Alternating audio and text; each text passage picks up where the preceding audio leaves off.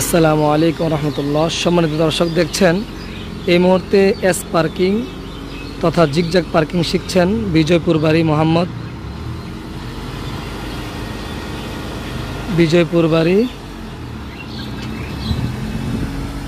মোহাম্মদ সোহেল ভাই।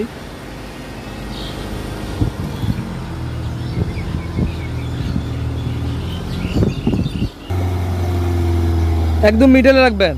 এখন উল্টান কিনতেন, গাড়ি তো কাছে গেছে এখনো কই মোটামুটি 3 হাত রয়েছে আরো খুঁটি থেকে।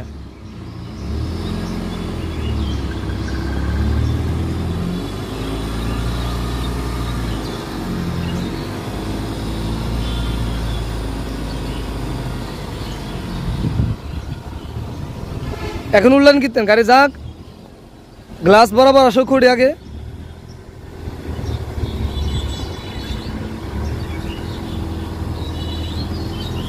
বামে স্যার,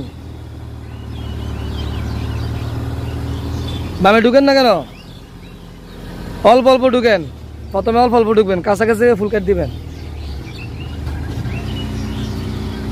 বাকি কাটেন, ফুল কাট কাটেন। গাড়ি ডাইনে দেখিতেছে, খবর আছে নি?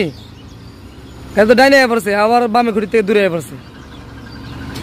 উল্টান দেন।